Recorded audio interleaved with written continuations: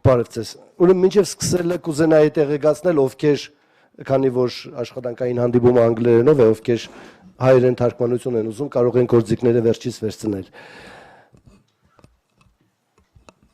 Շնորհակալ եմ այսպիսի հետաքրքիր, ուրեմն մեր հանդիպումը այսպիսի, որ հետաքրքրություն է առաջացրել բոլորի մոտ։ Այսօր մեր հյուրերն են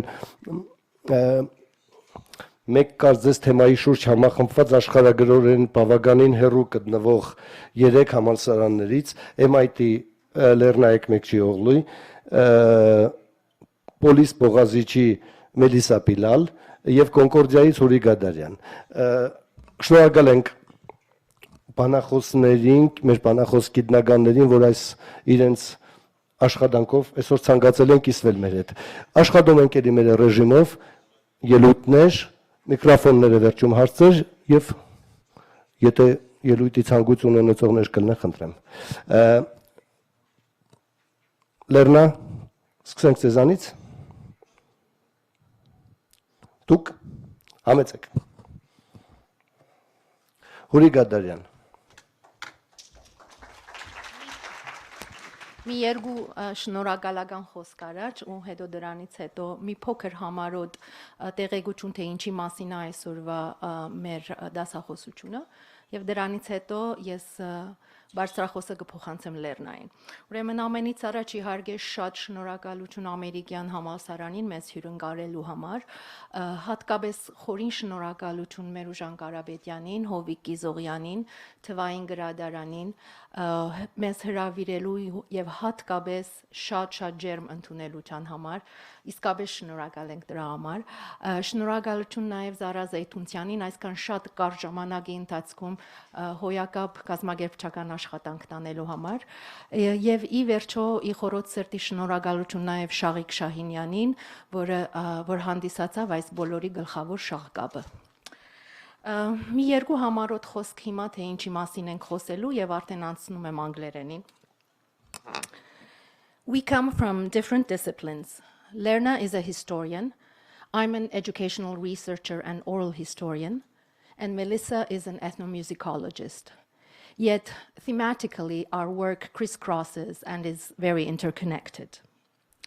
It demonstrates the centrality of gender in genocidal policies and experiences of genocide, in post-genocide reconstruction of life and community, in transmission of memory, as well as formation of the Armenian subjectivity. As feminist scholars, we believe that the social regulation of sexual differences and the sexual organization of the social matters to the way we conduct our lives in the present, as it also mattered in the past. In other words, gender matters. Looking at historical phenomena via a gendered lens provides us ways of reconstructing pasts and understanding presents that would have remained unreachable had we employed a gender-blind methodology. Close attention to how women Armenians experienced the world around them, especially during the Armenian genocide and in its long aftermath, including that of our own era, will add so much and so substantially to that. To present the papers in a thematic chronology. Lerna will talk about the genocide and its aftermath and its immediate aftermath in Istanbul. We then will move on to my paper and shift a little bit geographically and also make a leap into the present through an autobiographical inquiry. And Melissa entwines the past and present together in her focus on transmission of communal historical knowledge in present-day Armenian community of Istanbul. So Lerna, the floor is yours.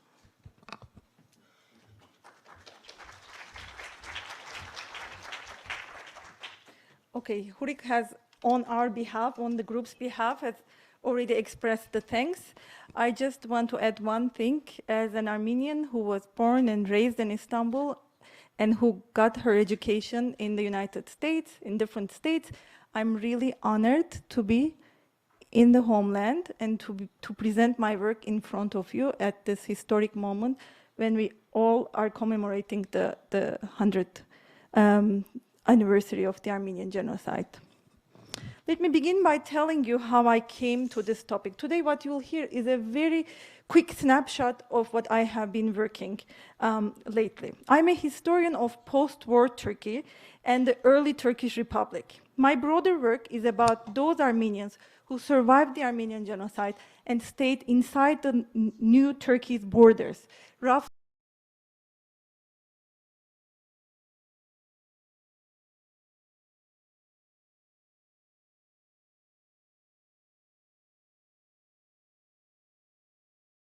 from 1918 on, I came across a common anxiety among almost all sectors of Armenians.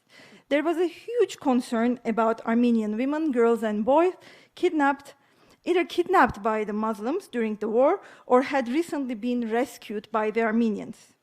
The press talked openly about the sexual violence that these women and children went through. I did know that sexual violence, rape and abduction were common experiences during the genocide, but I was unprepared to make sense of the ways in which the Armenian Patriarchate in Istanbul, the most authoritative body of the nation in that part of the world, was going to make sense of what to do with the kidnapped and what to do, most importantly, with the recently rescued.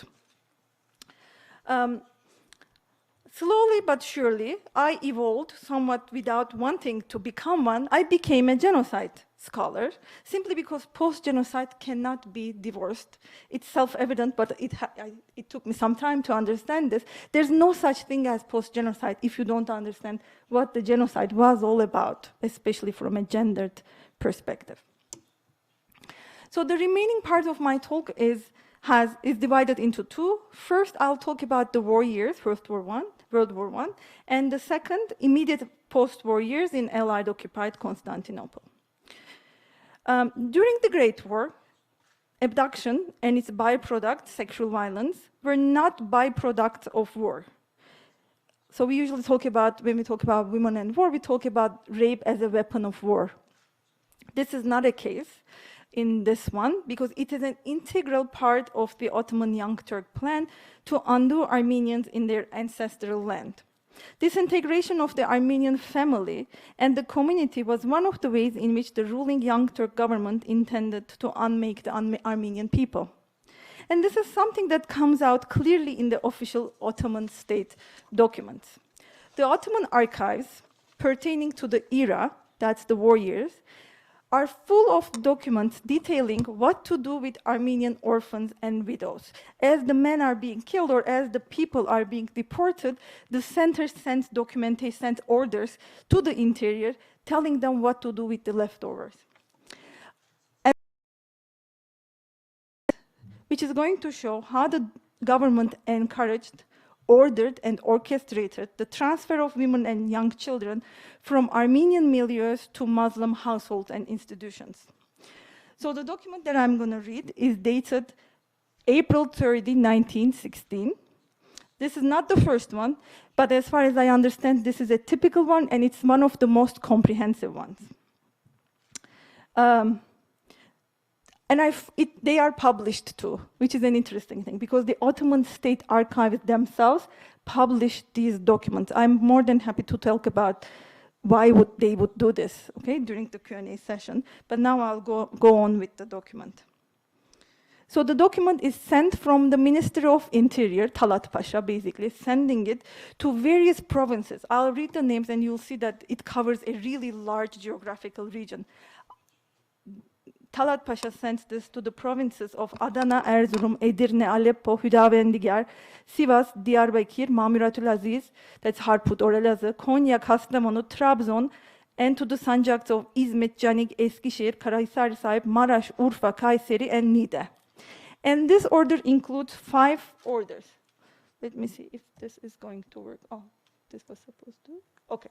The first order. So this is my translation from Turkish to English. First order.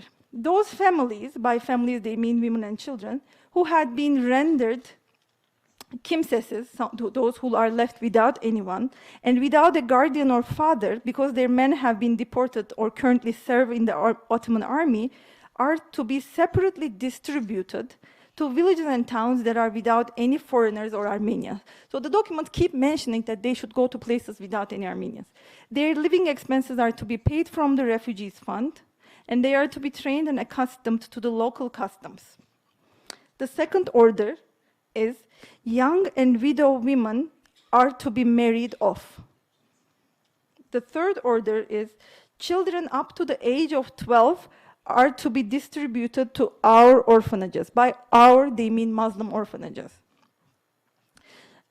The fourth one, if orphanages are insufficient for this job, they shall be given to prominent, well-to-do Muslims to be assimilated to local manners and ways of life.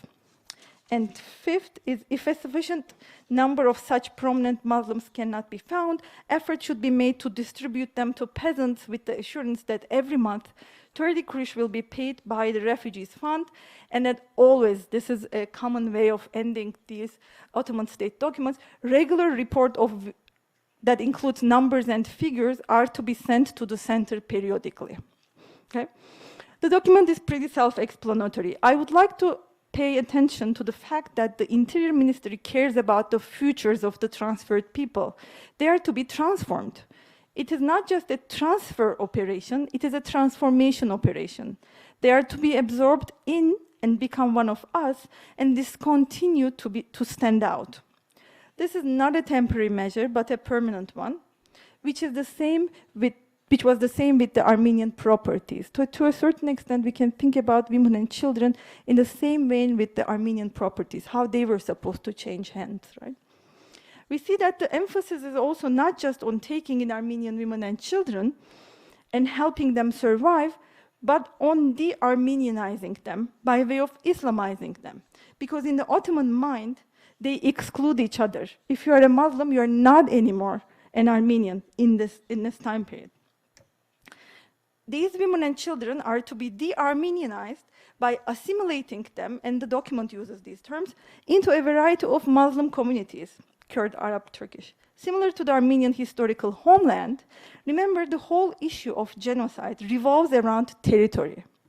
The Armenian female body and the vulnerable and assimilable child, that is the cornerstone of the Armenian future, were to be emptied out of its content, culture, religion, ways of being, and replaced by the right kind of content, the one that belonged to the groups that were on the perpetrating side of this event.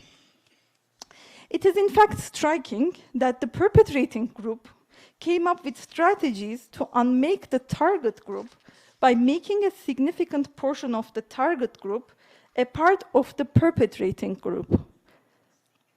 At the end of the process of abduction, Islamization, forcible name change, isolation from natal community, those women and children would cease to be part of the problem, but they would become part of the solution. They would discontinue populating and reproducing the target group. And it's also all about demographics, right? Thus breeding, thus reproduction. And these women and future men, at that point children, they would begin populating and reproducing the preferred group, in this case, the Muslims. So what type of, this is a question that I've asked myself in the past. What type of a historical repertoire rendered this transfer policy, which I called in my published work a climate of abduction? What kind of a repertoire made this policy thinkable for the Ottoman government, and what made it feasible and successful on the ground? This is a big question, and it has a big, long answer. Here, I'll just give a brief synopsis of one point. First, we should pay attention to how these groups understood the difference that separated each other. The Ottoman Turkish authorities, who created what I have called climate of abduction, were Ottomans after all. Therefore, they conceived difference on religious terms rather than, for instance, race and blood. This does not mean that Committee of Union and Progress leaders had not become increasingly radical or that they did not use racist vocabulary.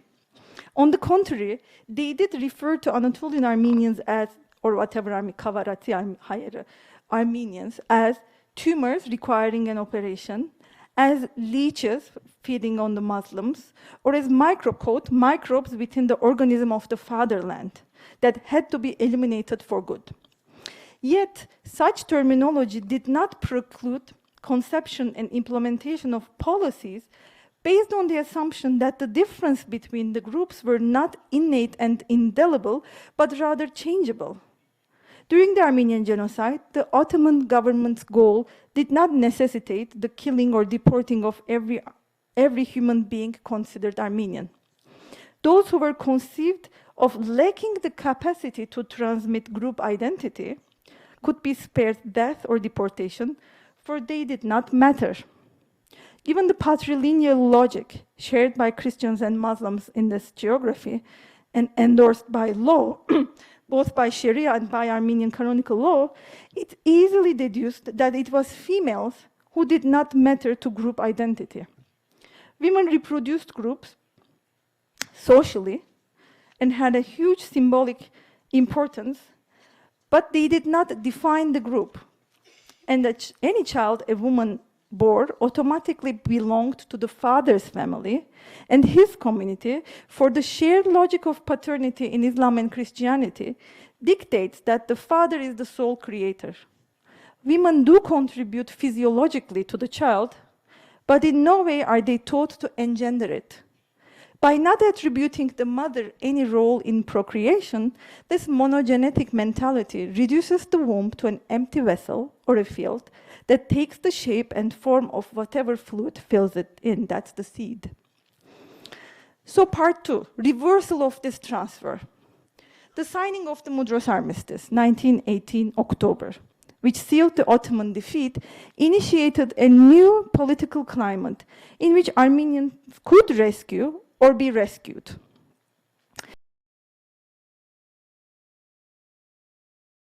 Allied occupation from 1918 to late 1922, officially late 1923.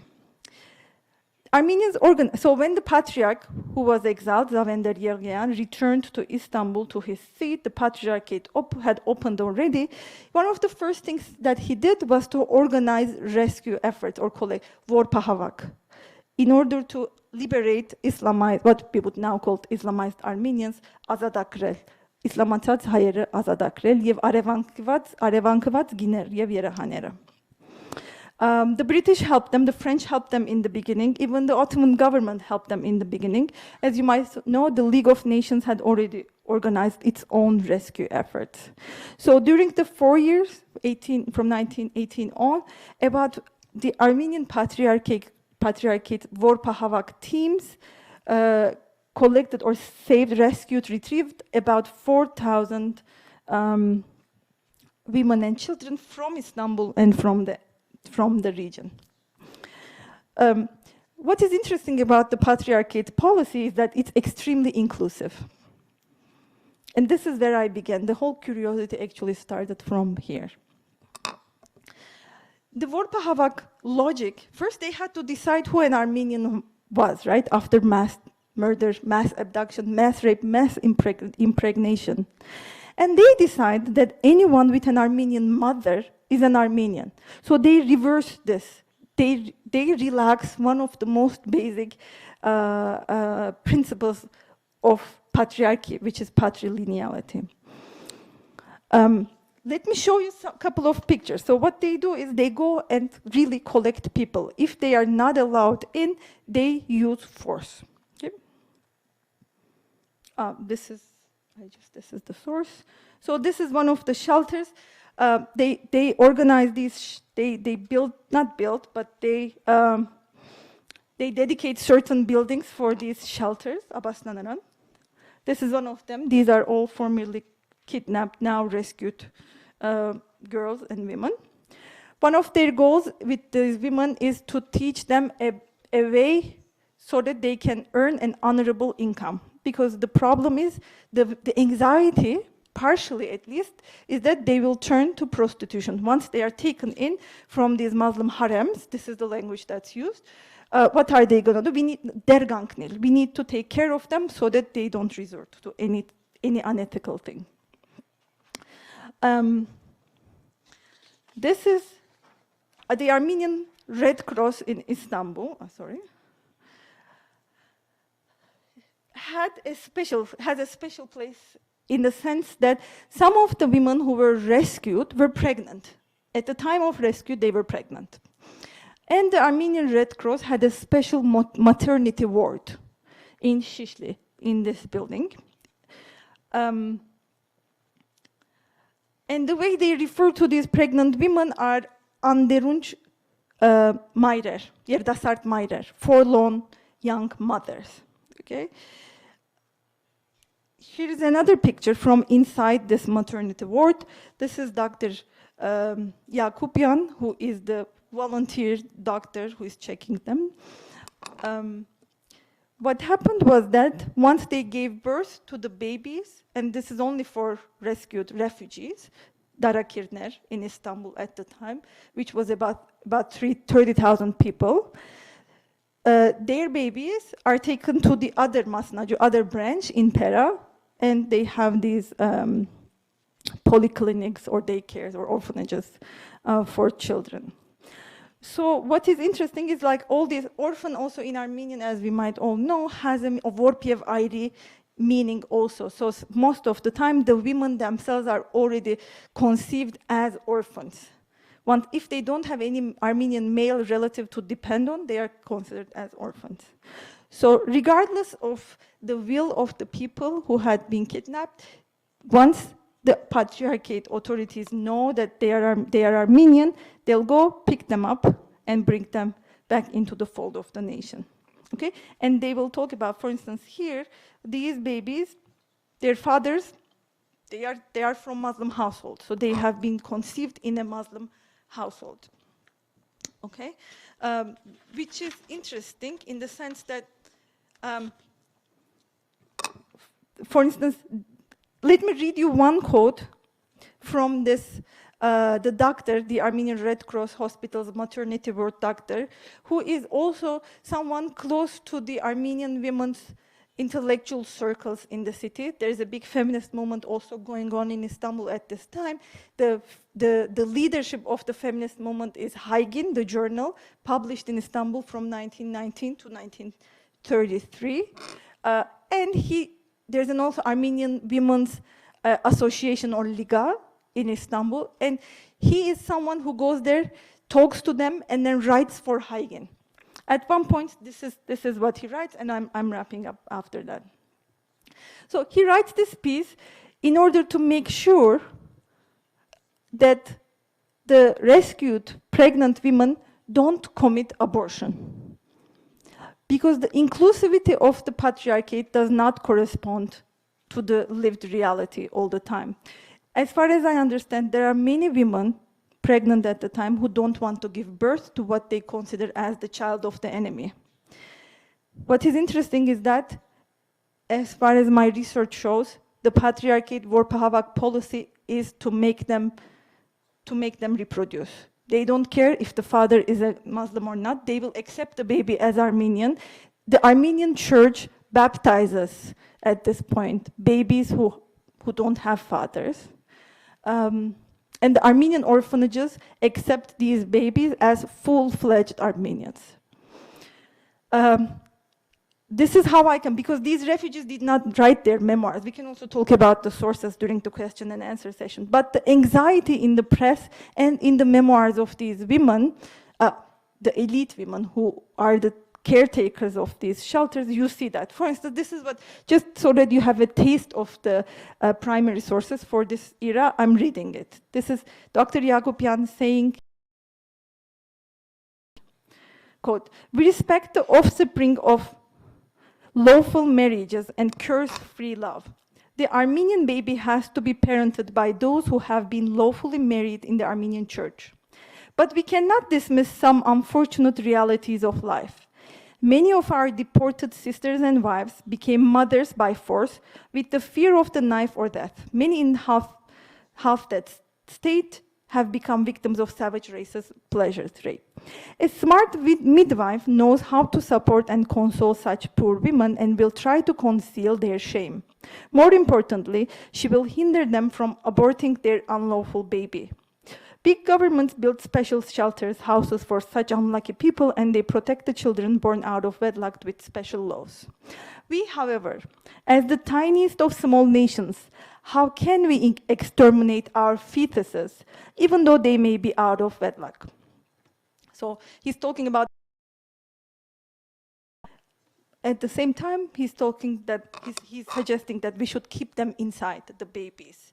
So I also spend a long time about how can we explain the inclusivity, this extreme inclusivity of the Vorpa Havak effort? Because there are also many women who go to those shelters and then escape from them. They want to go back to their Muslim families. They have a variety of reasons for why they would not want to stay in that cold institution. Many of them have children. They might like now their new husband. But once the Vorpa Havak authorities learn about them, they would go and get the women back. So they don't have, similar to the time of the genocide era, they don't have the survivors. Why? I'm not going to go into the details, but I'm just going to enumerate them. I think territorial and demographic anxieties, the historic moment of the time. This is a time where at the Paris Peace Conference, Armenians are claiming that they need to have their own homeland back. They have to reclaim their homeland. And for that, they know that the Wilsonian idea of self-determination puts such an important point on demographics. They need numbers. There's other thing more natural. There's this manic response to trauma that we see, for instance, after Holocaust. Other genocides also, people want to reproduce, but not all of them. There's also this idea of vengeance, vrej. It's a question of vrej too. Not letting the other side have what is supposed to be yours. It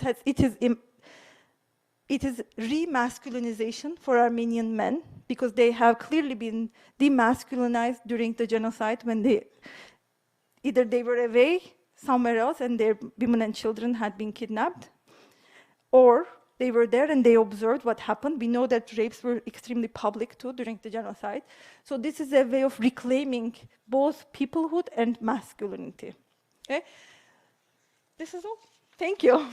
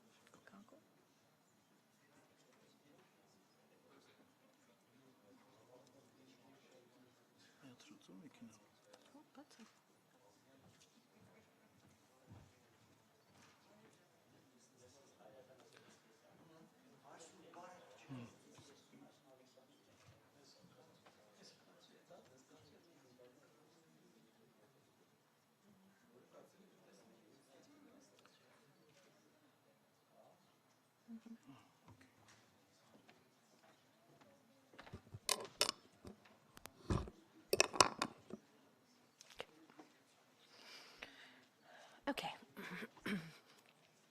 So my work explores intergenerational life stories of abducted and rescued or hidden Armenian young girls and women during the 1915 genocide. My interest in this topic stems from several years ago when I was in the thick of my doctoral research, a self-study exploring family stories and memories of inherited exile, dispossession, trauma, and healing. At the time, I positioned my autobiographical inquiry around the two poles of the compelling narratives of my two great aunts, Anush and Azniv. It was only long after I had written my dissertation and gained a certain detachment from it that I was able to look more closely at how I attempted to retell their stories. Both these narratives embody tales of loss and survival, silences and secrets, sometimes written out literally on the bodies of the women. Anush and Azniv were both lost and refound in the aftermath of genocide. Their life stories took very different paths, however. Like many others who shared a similar fate and spent years among Bedouin tribes, my great-aunts carried tattoos on their foreheads. Their fate had branded them for life, with that loan word of Jagadagir encapsulating the actual territorialization and appropriation of their bodies in equal measure. I told my maternal great-aunt Anush's story in the beginning of my dissertation. To spare her life from certain death that awaited the family, in a desperate act, she was given away by her father to a Turkish gendarme who pretended to adopt her. Years later, she surfaced in northern Iraq as a Bedouin Arab woman with traditional tattoo marks on her face and garbed in traditional black robes. The joy of finding her was short-lived. In the midst of trying to secure her return to her original family, she disappeared, never to be found again. My paternal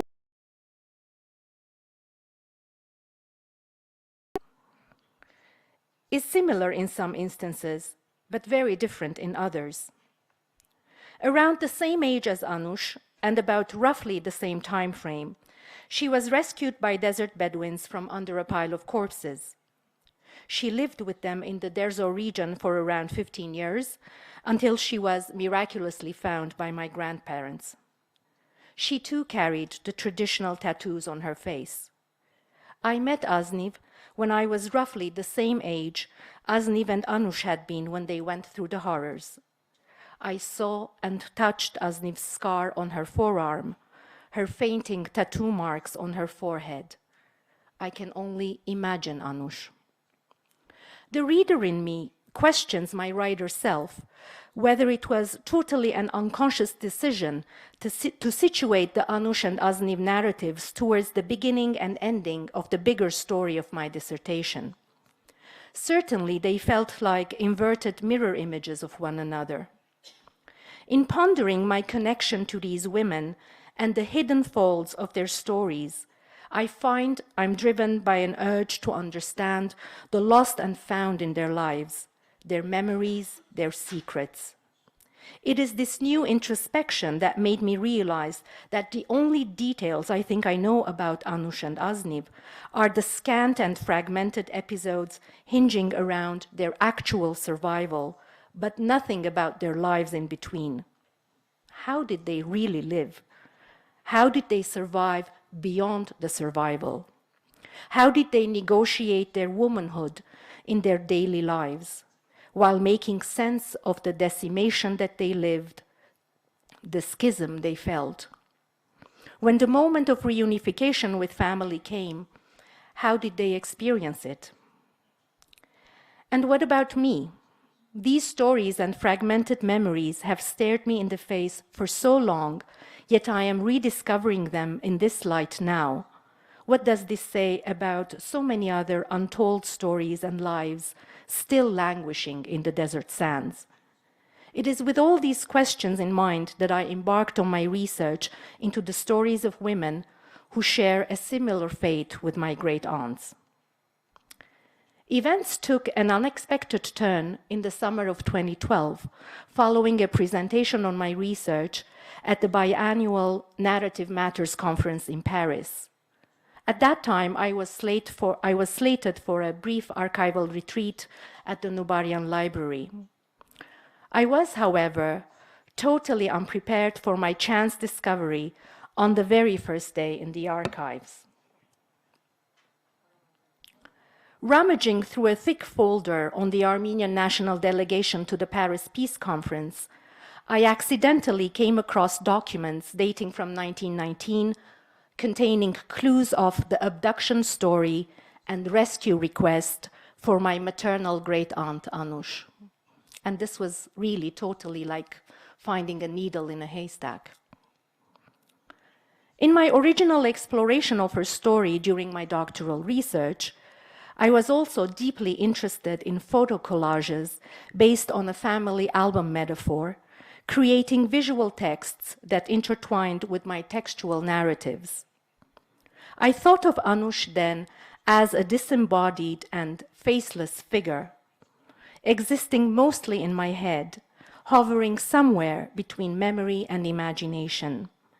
And since no photos of her ever existed in any of our extended family albums, I decided to create one for her, posing in the photo shoot myself, crafting new and deliberately fused layers of self-study and autofiction. It is no wonder, then, that after years of obsession with her story, the unexpected and shocking emotional encounter with Anush in the archives prompted a new autobiographical path in my research, merging the personal with the collective.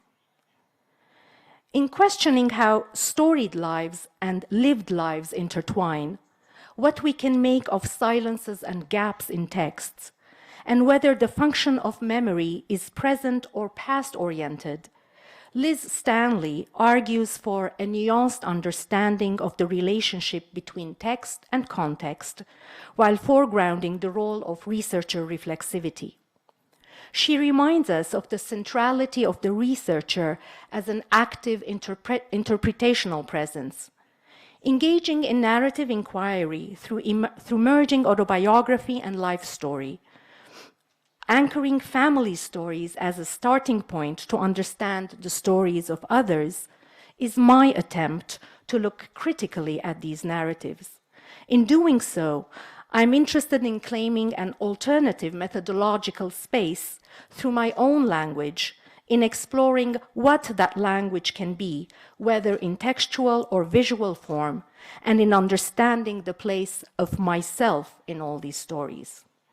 And so, for a brief context and background, obviously, alongside the countless orphanages and refugee girls and women dotted the Armenian post-genocide landscape of survival. And as early as 1918, 1919, these shelters came into existence in Beirut, Baghdad, Port Said, Damascus, Aleppo, and Constantinople. Multiple shelters operated in various cities, administered by different organizations. And Aleppo, that had some of the major deportee concentrations, housed several such shelters. And today, in this paper, I concentrate only on the archives of the AGBU Aleppo shelter. The opening of the shelters for the young girls and women went in tandem with rescue missions to liberate or recover adolescent girls who were abducted, sold into slavery, forced into marriages, kept against their will, coerced or driven into prostitution. And obviously, the task that was undertaken by these shelters was an enormous one. So typically, there was a constant flow of residents in these shelters with new arrivals and departures each month. Usually, the women and girls stayed for a short time, for a short period, for a month or 2 months on average. And the younger children who were admitted were eventually sent on to local orphanages after a couple of months. All the residents received medical attention immediately upon arrival. Many were pregnant, as Lerna also said in the case of Constantinople. In addition, many also had suffered from sexually transmitted diseases. And in general, these shelters also had workshops to help the women reintegrate back into the communities, and they were taught trades such as needlework, carpet weaving, and wool spinning. The AGBU Cairo head office, encouraged by the success of their Damascus shelter that had been in operation since early 1919 and wanting to replicate it as a model, decided to open up their own shelter in Aleppo in early 1920, and they actually worked with another organization and took on from that organization the administration of the shelter. The correspondence between the local Aleppo AGBU chapter and the Cairo head office in the time span of a little less than a decade is rich with regular reports on the activities of the shelter workshop, minute details of expenditure, medical reports, as well as regular information files of all arrivals and departures. These files contain a rather skeletal data, much more like vital stats, on the residents of the shelter. They include name, family name, father's or mother's name, birthplace, age or date of birth, Turkish name given during the time she was held captive, marital status, where she was brought from, admission date, departure date, and notes. This last and very important category is the most ambiguous, its descriptive depth depending on the diligence of the chapter secretary at the time of the writing of the letter. And so, going through the black box of the archive, in this case of the official correspondence and reports on the shelter, I'm aware of historian Callie Israel's warning, more importantly, to regard the archive as a narrative construction itself that is to be analyzed. As I attempt to imagine, I'm also driven by the existing narratives in the loose and scattered fragments of the ledger descriptive notes. In fact, I view the fractures and ruptures in my writing about them as the mirror images of these notes, with the metaphor of inversion and deliberate blurriness as an intended consequence. Callie Israel further reminds us that stories should be read as objects, with close attention paid to structure, tropes, and language. The euphemisms, repetitions, generic descriptions appearing in these official correspondence and reports yield very rich material in that sense. And while they fall out of the scope of this paper today, it's a topic that I'm very keenly interested in exploring further. In my attempt to fill in the gaping holes of these fragmented life stories of these young girls and women, I feel sometimes that the only possibility I have is to imagine. But even then, my imagination is at best a cripple's crutch, contoured around the emotions of the creeping silences and secrets the scant descriptions unleash. And so, I enter a liminal stage, suspending all disbelief, where boundaries are blurred deliberately between memory and imagination in these narratives of life-defying fiction. In the earliest information files available from February 1st, 1920, we read, Paris, 26, from Sepastia, found in Ras Al Ain, Armenian husband's name, Krikor Vartanyan. Turkish husband's name, illegible, from Edirne. Had a child who was lost. Mariam, 18, of Chmishkadzak. Husband's name, Mejit, from Erzurum. Had a child, but left it behind. Azniv, 22, of Sepastia. Turkish name, Mariam, found in Berejik. Armenian husband's name, Norarevian. Is now pregnant. The lists are relentless. She came here from the brothels. She doesn't remember her family name. She had syphilis. She escaped from the public baths screaming, I'm a Muslim. She was married both to an Armenian and a Turk. She's a virgin. She's pregnant. Escaped back to her Turkish husband. Is married to a Turk, has a 1-year-old girl with her. spins wool, is a virgin girl, has started to weave carpets, came from a brothel and was settled in a house through her relatives, has a 1-year-old son named Antranik, is married to Mohammad Chavush, had a child who died, has syphilis and is getting cured, is a master carpet weaver, died, was sent by the parish priest to be sent to her sister in America, escaped from church, is with no honor, sent by the diocese, went to work as a maid. In these very economical details, describing the circumstances of these women, I'm struck at the attention page to meticulously write down the names of each of the non-Armenian husbands and where they were from. The trajectories from the birthplace to where a woman was found, and sometimes where the non-Armenian husband is from, tell of arcs of roots visually crisscrossing the whole region, while the lives of the women are circumscribed between the names of the two husbands. And so as I try to see the young girls and women behind these unending lists of arrivals and departures, it seems that all I'm left with are ephemeral sketches. I question myself whether it is ever possible to portray the stories of these women.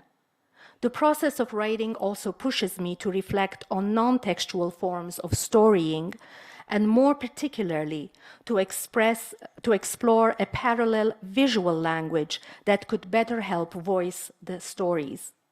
Entering the field of research creation, this is how the idea to use installations germinated, since they can add a new dimension that propels a viewer and a listener to listen deeply and engage with the narratives. The installation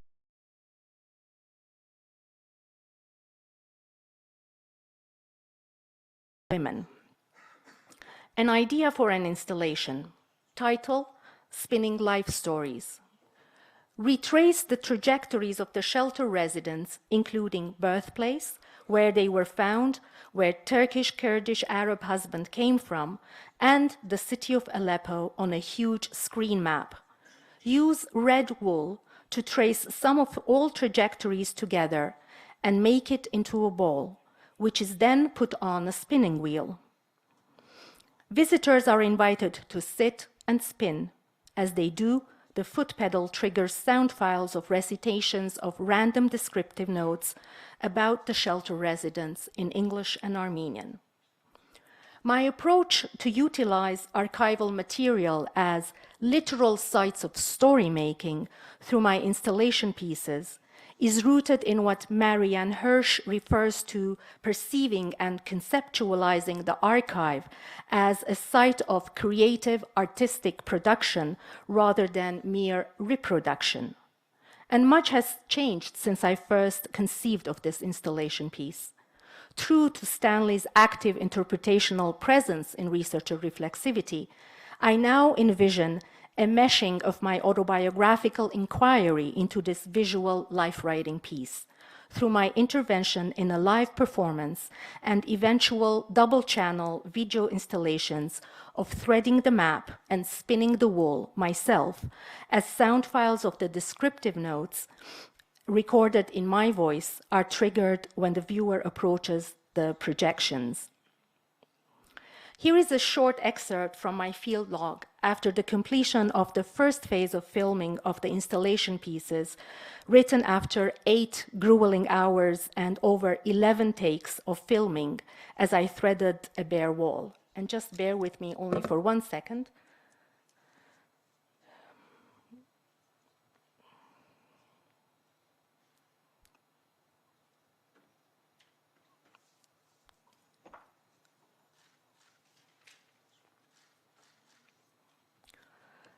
What I found fascinating in retrospect, the more takes we did, was that the repetition did not blunt the edge. On the contrary, each time I felt I got immersed and totally lost in that experience, as if nothing else mattered outside the threading, with each movement taking me closer and closer in time, almost to the point where the white, flat surface of the wall would disappear, and I would feel that the threading would somehow connect me to another dimension in time.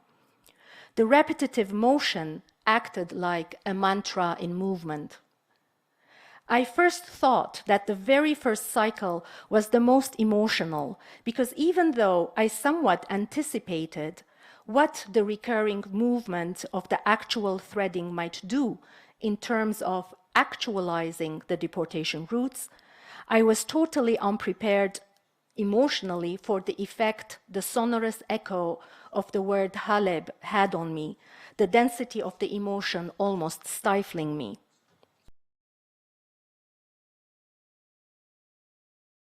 Thinner and threading around the cluster of the Aleppo nails, my thumbs and fingers scratching and hurting, the actual threading becoming physically demanding, that added another unexpected dimension to the emotional feel. I anticipated hearing some of the trajectory place names. I knew where the yarn was going to go next, and the reflexive movements helped me go beyond the physical threading to an almost metaphysical one, if it is possible to imagine. No wonder that at the end of the day, I was utterly drained. This was both an embodied and out-of-body experience, all at the same time, and very intensively so. In the end, I'm really glad I decided to embark on this channeling, on trying to experience these different stages through and with my own body.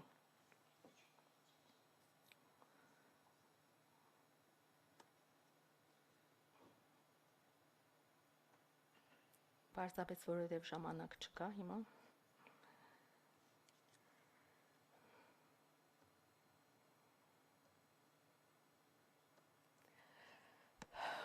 And to conclude, a fundamental question I have now on the exploration of a visual language in the telling of difficult narratives revolves around what Marianne Hirsch signifies as the gesture of the archives towards what has been lost and forgotten, towards the many lives that remain obscure, unknown, and unthought. The aim of my performance and resulting installation pieces is to convey and to have the viewer reflect on these losses as she engages with them. I'm interested in two interlinked axes in the storying process here. The first is what Maria Tambuku refers to as the desire of the narratable subject for her story to be told as a separate node in life writing. The question this leads me to is the challenge when the narratable subject, the actor herself, is absent in the archival documents, or rather, as is the case here, is herself the object of fragmented narrations in correspondence reports and information ledgers, almost always invariably written by men. What role does my writing and imagining play in this context in imbuing the narratable subject with agency? To what extent, then, is this agency a product of the storying and not necessarily the story itself? And where does the desire of the writer and the researcher take over that of the narratable subject? The second axis, which I see born out of this desire to narrate, revolves around silence as a frame of narration and not an absence of it. As the literary biographer Halldórsdóttir refers to this as factionalizing versus fictionalizing, where the reimagined narrative becomes an alternative way of critically exploring a life story that imagining, then, necessitates a listening to silence. Methodologically, I find this concept of reimagining an apt positioning for my narrative textual interjections and the visual language of my installations, since it pushes me to reflect on how silence can become part of the story, how I can read that silence, and how I can narrate that silence. Thank you.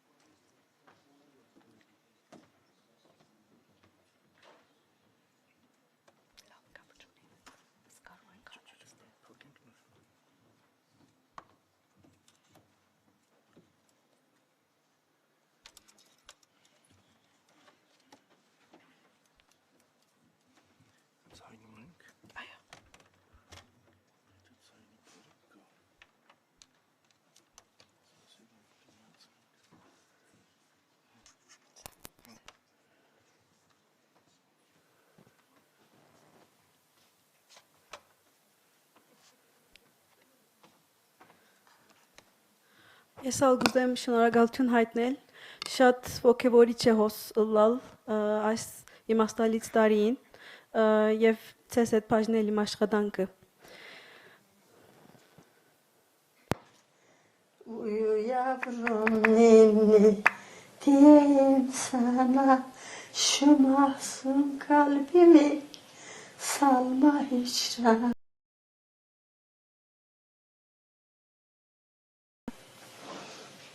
Uyu yavrum ninni diyeyim sana. For about 15 years, I have been researching the formation of familial and communal historical knowledge among Armenians in Turkey, the descendants of the survivors of the Armenian genocide who continued living within the borders of the newly founded republic. From 2001 to 2015, I have conducted interviews with generations of Armenians living in Istanbul who were either born in the city or had migrated from various parts of the country. As a native researcher, my purpose was to grasp the ways in which Armenians in Turkey made sense of the past in relation to the present. My research explored lullaby singing as an intimate context of intergenerational transmission within a community whose very existence was put under strict surveillance by the state. Armenians in Istanbul associate lullaby with tears.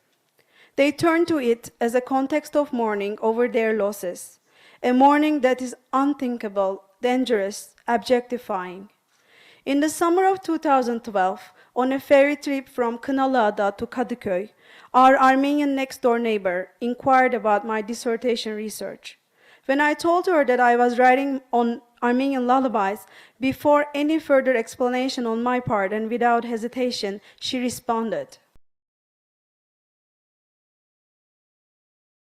"Cry." End of the quote. This statement, which was uttered in the most informal and unexpected moment, not only captures the centrality of the image of lullaby in the genocide memory for Armenians in Istanbul, but also hints towards a formulation of the lullaby as a song and its memory, voice and silence, as Hurik said, a material object and an imaginary object open for emotional investment, both in its presence and absence. Let me provide you with some historical background to contextualize the immediate association of lullabies with tears. This association, far from being assumed, in fact captures a crisis that the generations who are removed from the actual experience of the genocide embody. On their daily lives in the city, Armenians in Istanbul negotiate with the formation of an everyday that carries the moments of unease in the very ordinariness and taken for grantedness of the marks of the unacknowledged genocide. Under the regime of denial, each and every day, the descendant of the survivor, as I was told by a young woman, feels the frustration of not having the legs that marched to their zor, not having the eyes who witnessed the murder of her loved ones, not having the body that bears the scars that can prove what happened. During my interaction with women within the actual context of singing and listening lullabies, tears were held back. They were never fully expressed. Feelings of pride, dignity, shame, anger, fear, all may have contributed to this.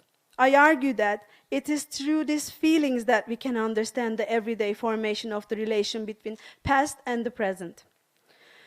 Armenians who survived the genocide in various parts of the Ottoman Empire and escaped to the Allied occupied capital, as Lerna just explained, during the army to the city requirements of the new nation state. The oral accounts of the survivors and their descendants shed light on the lived experiences of Armenians in Turkey after the genocide. In August 1923, 2 months before the declaration of the new republic, the Turkish Republic, Askayın Xնամադարություն հայ որբերու եւ քաղաքտականներու, that is the National Relief Committee for Armenian Orphans and Migrants that Lerna wrote her book on, the commission that was formed in 1918 to take care of the Armenian orphans and refugees, although limited in its activities after orphanages were moved outside Turkey in 1922, was still in effect in various parts of the city with 13 gayans, that is refugee. In 1928, there were 3 such stations in Samatya, Ortaköy, and Kuruçeşme with 400 refugees. 10 schools and orphanages sheltered 563 orphans, and many others were left unsheltered. To these shelters, Armenians would continue arriving in the following decade. So my focus is more on the families who stayed in different parts of Turkey in the Republican era. These families gradually migrated to Istanbul throughout the 20th century. Anna, who was born in Kayseri in 1930, Gesarya, in 1930, said that when she left her hometown in 1955, it had already become a habit to count how many Armenians were left. They were finger counting the number of Armenians who were left in their town. The knowledge of being the last Armenians in their town accompanied the everyday life of Armenians in post-genocide Turkey. Families who continued living in the cities of Kastamonu, Ankara, Kayseri, Sivas, Yozgat, Diyarbakır, Bitlis, Siirt, Adıyaman, and Mersin were subject to conditions that often necessitated hiding their linguistic and religious practices and silencing their losses of the recent past. I was told by many that the ones who survived and stayed had to witness the destruction of the marks of their presence in their hometowns. They watched churches being torn down, schools set on fire. They lived side by side with their ruins, visited them, continued using them as places of worship, or turned them into monuments reminding them of their painful recent past and their precarious condition in a home that was not livable for Armenians anymore. In places where there was still a tangible community and a functioning church, Armenians still did not feel secure enough to hold their wedding or baptismal ceremonies outside homes or in daytime. How did Armenians who survived the genocide relate the things they endured and witnessed to their family members? Silent. It depended on the person and the context. Growing up in Istanbul, Aram's memory of 1930s and 1940s is strongly marked by fear and the impossibility of articulating anything pertaining to the recent past. Referring to the suppressive national politics against minorities during the first decades of the Republic that banned any kind of commemoration, Aram said that the feeling of being in danger in public as an Armenian caused an internalization of that sense of insecurity even within the house. His elders were scared of talking about their lives in their hometowns, the way they were deported and their loved ones were massacred. Talim was born in Kayseri in 1963. She had a vivid memory of her survivor grandmother that she recalled by her attitude of not collecting anything because she had lost all she had during the genocide. And I read Talim's words. My grandmother used to tell these stories all the time. She told until the day she died. My aunt used to get mad at my grandmother because she talked. There was fear, of course. They advised us only to speak within the family. Tell those stories only inside the house, not the outside. My grandmother used to tell these stories and cry. She also sang songs. Ani was born in Kayseri too in 1955. Her grandmother's first husband was drafted to the army in the middle of the night and no one had any news from him again. Her son was lost too. Decades after, she would receive news from this lost son who had spent most of that time at an orphanage in Aleppo. Annie reflected on her grandmother's hesitation of talking about her pain. I cannot imagine how they kept it inside. Fear. Fear is one thing, and the other, when she started telling, she was also reliving it. It is not easy. She told my uncle that she lived those events again and again every time she told about them. Did she ever forget? No, she did not, but she never spoke. She kept silent. Maybe she had visions. She was seeing all that bloodshed again. My uncle used to say, "Mother, do you remember that acquaintance whose hands they tied and took her away?" My grandmother used to say, "Shut up, don't tell." Marie's parents never mentioned anything about their past to their daughter. Born in 1930 in Istanbul, she has never visited her parents' hometown, Samsun, in the Black Sea region of Turkey. Quote, I have never been to Samsun. My mother and father never went back either. To this day, I haven't gone and seen what Samsun looked like. In fact, Samsun is a beautiful town, you know. They did not tell. My parents never spoke about the past. They did not even tell anything about the good days in Samsun. They left their homes, my kid. My father, especially my father, never. He has never spoken a word. Never. He did not want. He did not tell anything. He just said that they left their house there. Yerchanik, on the other hand, who was also born in Istanbul and is 9 years older than Marie, has a vivid memory of her mother sharing her story of survival with her family. My father was from Erzincan, Armudan. My mother was from Kurtbelen, a village of Izmit. They came to Istanbul after Chart ended. My mother was a Chartigin. She had lost 15 members of her family when she was 19. Couple of times she attempted to throw herself to the Euphrates River, but she could not. Chart lasted 4 years. She used to tell. We know the entire story. She used to cry and tell. Haygui, who was born in Yozgat in 1925, told me that in her hometown, people who had survived the death march or the killings came back and told what happened. She knew the story of her aunt's survival.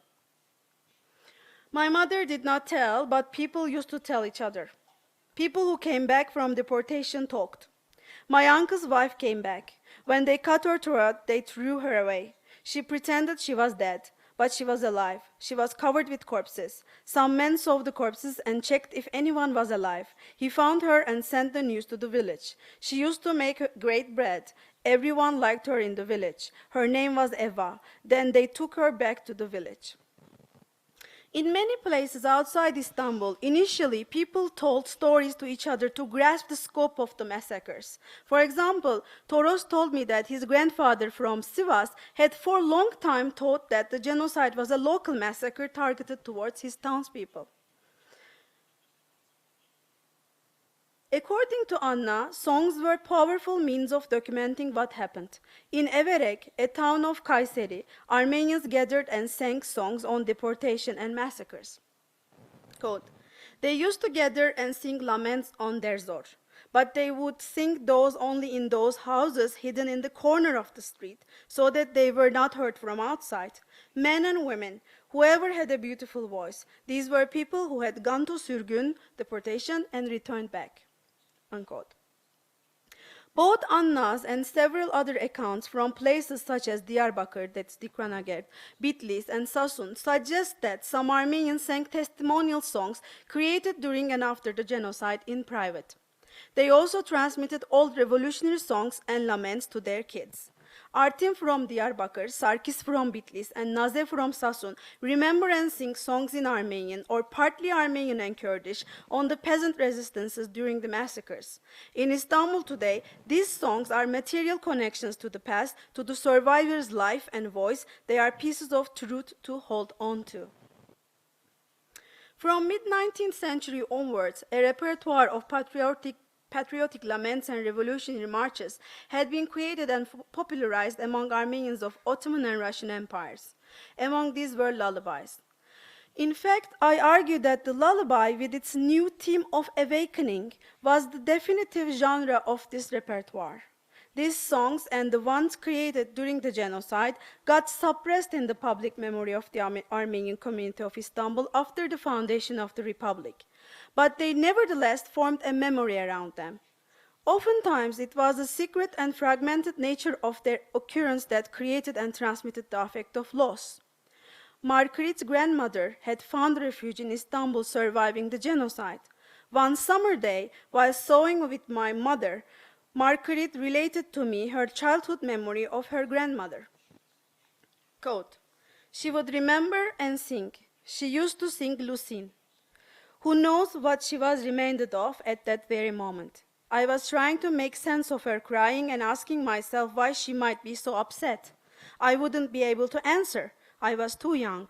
She had a beautiful voice, my Agavniyaya. Among the songs survivors sang, lullabies did a special work. Most of the lullabies, either created or transmitted by the survivor, became a sonic bridge, a material sensual connection between generations within the family. As Takui stressed, lullabies are such things that they are family traditions, in Takui's words. I would like to play a lullaby in Turkish now that was sung to me by Nazen and her two sister-in-laws. Nazen told me that she had learned this lullaby from her mother-in-law, whose husband was taken by the soldiers during the genocide. She used to sing this song to her grandchildren, both to Nazen's and her sister-in-law's kids. The memory of this lullaby is one of the solid connections between the two sisters and Nazen, who had to leave her own family at the age of 16 to move in with her in-laws. Uyan benim yavrucum daha nice uyursun. Nenni benim yavrum nenni daha nice uyursun. Sen söyle ben senin arkana geleyim. Anne benim babam yok mu? Nerede kaldı gelmedi? Gözlerimden akan yaşı el uzadı silmedi. The lullabies Armenians in Istanbul sing to their kids are linguistically and stylistically diverse. New means of transmission, such as commercial recordings, are replacing the lullaby singing, but at the same time are making a new repertoire available, thus reviving the practice of singing as well. Young fathers and mothers sing songs they have learned from recordings made in Istanbul or elsewhere to put their kids to sleep. They are also singing the lullabies they heard from their parents and grandparents. Singing a song to put a child into sleep creates a context of affective transmission between bodies. The voice that is being shared, accompanied by other sensory experience, the vocal style, bodily gestures, and the stories attached to the song create an atmosphere of sharing and archives, intimacy, and sensuality. The lullaby song takes its capacity of transmitting intensity from these layers of affect. Such transmission is also responsible for bodily changes. Therefore, the memory of lullabies as well is bodily and sensory. Armenians in Istanbul associate this bodily and sensory memory of lullabies with their grandmothers. The grandmother keeps the record of who we are and where we came from. Grandmother gives her voice to her grandchild in a lullaby with gestures of affection. The grandchild takes the grandmother's voice inside her body and sings her lullaby back with her own voice. But grandmother's song is a lament, and her children and grandchildren are not always comfortable hearing these old and sad songs. Armenuhi told her mother not to sing the following lullaby that you will hear with her yanık, meaning burnt or affective, moving, lamenting, in Turkish, that clearly saddened her. Ororim hoşik, kınatsir mırşik mırşik, lernet solen süneger, imkarnogis kuneger. Oror. Yet for the grandmother, lullaby singing is a performance of loss, of being awake, of being attached to the world. Thus, to analyze lullabies as a testimonial genre, it is crucial to understand family as a space of silence and transmission. The accounts that I shared above give us hints about the ways in which silence and sound complete each other to transmit meaning in a post-genocide Armenian household. Within this context, lullaby singing emerges as a gendered site of memory formation, mourning, and shaping the everyday. Within the gendered division of labor in communal familial memory work, lullabies make a testimonial performance and essential memory possible, both with the personal, familial, communal history archived on their very musical or textual bodies, and the act of singing through which a context of exchanging voice and affect is created. During my research, I have listened to and recorded Armenian women singing lullabies to me. These women belong to the generation who were born to survivor families. They are also the first generation to be born into the new republic that criminalized the articulation of the stories of survival and death. These elderly women in the community, through their singing and storytelling, actively engage in forming a body of knowledge that become an asset to the young generation's everyday survival in a society shaped by an epistemology of denial. The lullabies they create, remember, and sing provide the listener with an orientation toward a mode of knowing, feeling, and being. This includes the losses as well. The lullaby, as a genre of historicity, mediates a relationship with the past. The grandmother's body and voice becomes the most intimate and immediate reference to a knowledge whose contexts of accessibility is taken away by technologies of denial, yet shapes the way Armenian citizenship is governed by the state in Turkey today. But as I said, her voice is not uninterrupted. The Armenian lullaby repertoire has been dynamically reshaped and reinterpreted in the present. This continuity, which is defined by and carries the very marks of historical ruptures, interruptions, stands as a critic to both the official Turkish nationalist as well as uncritical liberal discourse of dialogue and reconciliation that has been tailored within the last decade in Turkey. Because this continuity cannot be detached from the very bodies of the generation who survived the genocide. It cannot be detached from the bodies of the community members. It embodies the perseverance of a people who continue living in their homes. Grandmother's lullaby points to the original silence that repeats itself every time history and culture are represented in Turkey. It thus disrupts any revisionist perspective on the past, as well as any discourse that dwells on a notion of history imagined as isolated from the present. It points to the unbroken chain of violence in the history of Turkey and to the violence that reoccurs in the very process of sustaining the denial of the original violence, and finally, to the endless violation of the integrity of a community's story of survival and the truth it invites us to witness. Thank you.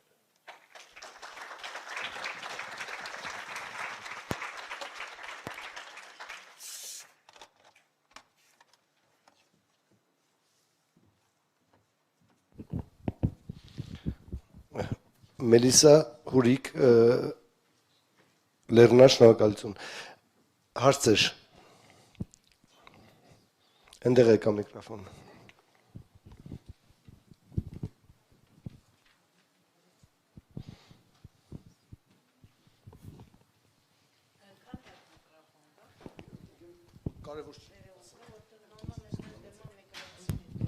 My question is addressed to Lerna, because I think the last part about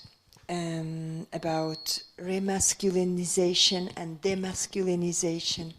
Unfortunately, I forgot the name of the young scholar who is doing research right now about the consequences of genocide on Armenian men, because they are prone to domestic violence many years later after genocide. So I would like you to clarify this point more, please, for me. Thank you.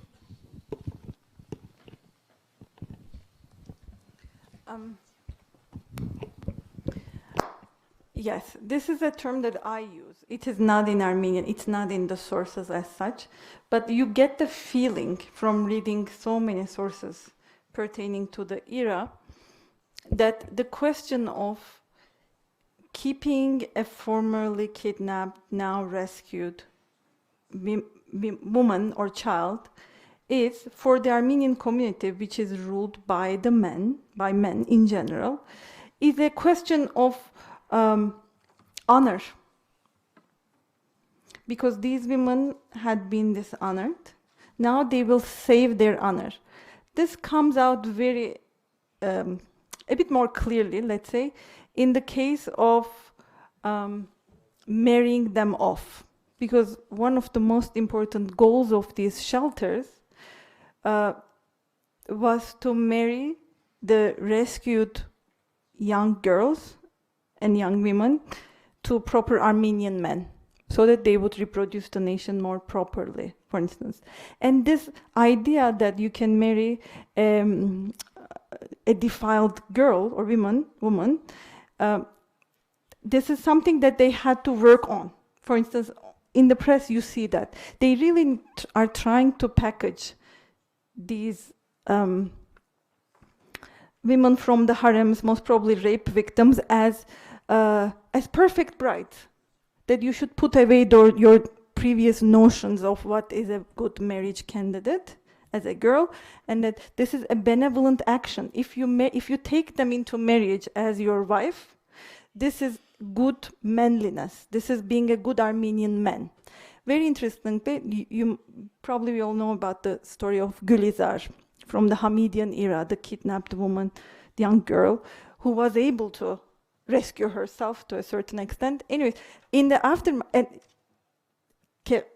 a very prominent Armenian man who would later serve in the Ottoman parliament, Musho Keram, married her, right? Despite her obvious fact that she was, so the same thing, for instance, Keram is presented as a role model for post-genocide Armenians, that it is okay if you take these women and turn them into your proper wives.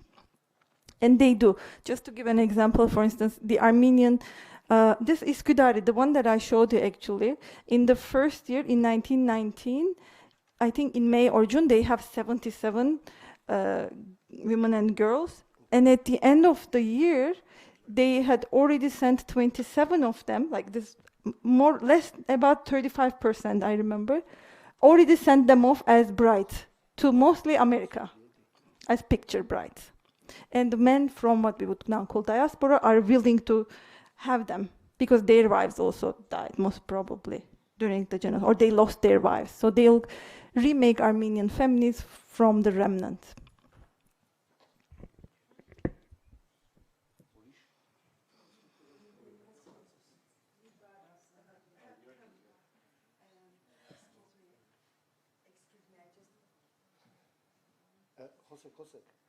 I just want to say thank you for three of you for marvelous lecture. Excuse me, I was just too prompt to ask my question. And also what I was asking was something else. Thank you, because you give me more perspectives. I meant that there was some horrible acts toward men during the genocide, and it is not spoken at all. So they were also mutilated and raped, etc., etc. That was a part of my question. Thank you. Yes, certainly, and someone needs to work on them. There's very few substantial works on that fact of the men's sexual violation during the genocide.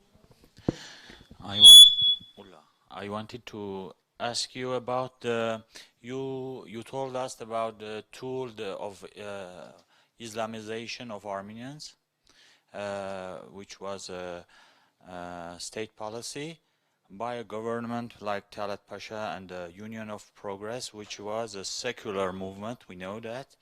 And can you develop this aspect, because there's a paradox in that? Yes, I know. It's an interesting question that I also thought about for a long time. They are very Western, right? They have been educated, some of them at least, in Western organizations. They claim to, some of them, we know that they were not religious people, and they were moving towards a certain type of laicite, whatever they understood by it at the time. These are all there, but at the end they are Ottoman. They come from. So what is interesting about how they crafted these policies is the kind of background, the repertoire, the Ottoman, long Ottoman Muslim Turkish repertoire from which they picked ideas and policies. For instance, the Ottoman royal families' reproduction, the rules regarding reproduction is a very good example, right? We know that except for a few of them, all Ottoman sultans married or reproduced with originally non-Muslim women. Right? This is an established fact. It didn't change the Muslimness or the Ottomanness of the royal family. So this is okay and it's normal. Abduction is a very common, it already happens on a daily basis. And it has these added benefits of including a new person in your household. Boys and girls are abducted. And it's not just Armenians who are being abducted, others also. Oh, these kind of devshirme itself, the tradition of the child levy, for instance, turning non-Muslim boys into Muslim men, for instance, is also has this repertoire long established. So even though they are secular, they are not able to escape that. But they don't craft. The Armenian genocide is a very Ottoman event as well. They don't craft, for instance, Armenian genocide is very different from Holocaust, right? In terms of race. Like in the Nazi mind, it would be impossible to think of abducting their Jewish women or other women and turning them into Aryan women, right? They are not there. Talat and others are not there in terms of their racist ideas. They remain Ottoman.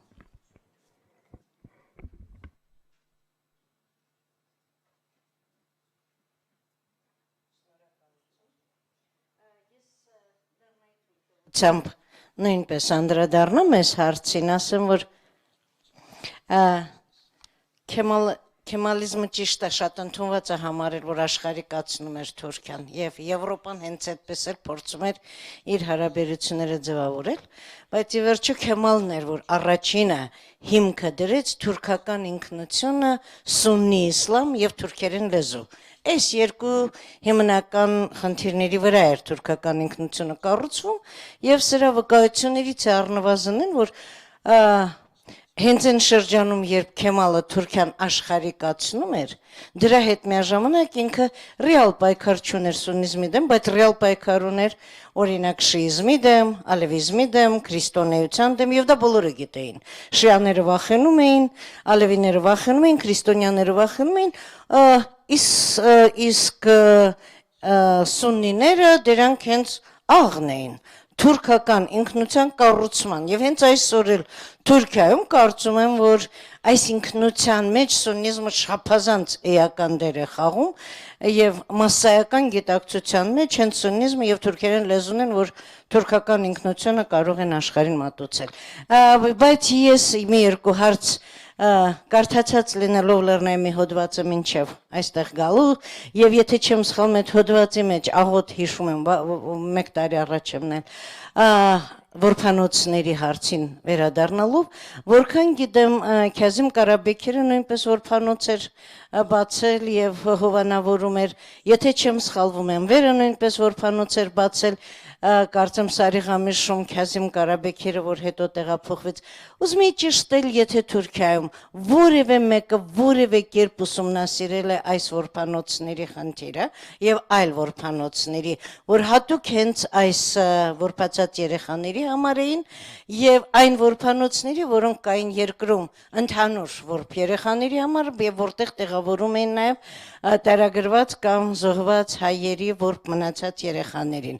Որոշ տեղեկություններ սրանցից կան այդ որփանոցներից հետագայում փախած որոշ հայերի հուշագրություններում իրենց այդ որփանոցային անցյալի մասին բայց Թուրքիայում մնացած աճած մեծացած եւ թերևս ինտեգրված կամ պակաս ինտեգրված այդ որփանոցների միջով անցած անձանց վերաբերել որևէ հետազոտություն որևէ անդրադարձ եթե տեղյակ եք կամ ընդհանրապես հանրային մտքում որևէ տեղինք ունեցել է թե ոչ եւ եթե միանգամից հարցս տամ եւ եթե կարելի է մանկական երգերի մասին ես էլ ունեմ գրանցած որոշ մանկական երգեր ընդ որում դրանք զարմանալիորեն ցեղասպանական թեմա չեն շոշափում հայերի երգեր են թեման չի շոշափում բայց տխուր են ծանր են ես ուզում եմ հարցնել եթե դուք դրանք համեմատել եք թուրքական երգերի հետ օրինակ այն տեքստը որտեղ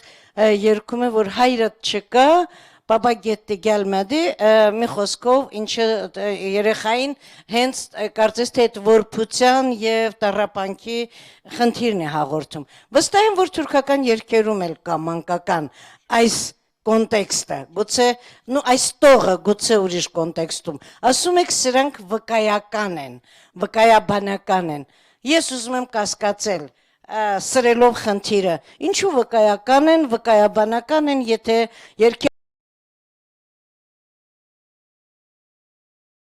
բայց ոչ ցեղասպանված խմբի մեջ Շնորհակալություն ես շուտով պատասխանեմ Թուրքիա ուսումնասիրություն չի գա անանք որ գրնանք հավատալ եւ կամ ասանք credible ըլլալով ուսումնասիրություն ոչ բայց երբեմն Ղարաբաղին որ Պերուն մասին բաներ մգել է Pan, բարձրապես մամուլին մեջ եւ անալ ինչպես ասեմ արդեն անանք դեսագի թերթեր որ չես կրնար ասան վստահիլ ծավումը Ղարաբաղի գուրբյուզների ըլլալով գերտա as որ Պերուն թուրքական փանակ եւ թուրքական բարձրապես իսպաներ եւ զինվորներ ասոնց մե Devşir me ıllалով ցևովը պատրաստված ըլլալուն մասին գլսենք երբեմն բայց ընդհանրապես ասիկա գլա իբրև գարձես թե հայերուն հանցանքներ որ որփացան եւ Ղարաբաղի գողմե արդեն իսլամացած էին որովհետեւ երբ որ խնդրեմը կամ քուրդերու մասին ասանք հանցանք մը կորձած է փանագը եւ անիկա այնադեն գսե որ Ղարաբաղին որբերն են որ ասիկա ըրին Անչա Մեկ հատ Ամերիկա գիտեմ, որ մեկը գուսումնասիր է։ Ղարաբաղին մասին հadouk ըլլալով եւ Ալեքսանդրոպոլին մասին է ուսումնասիրություն անոր մեջ մաս պիտի գազմեգո հուսանք լավ պիտի լա։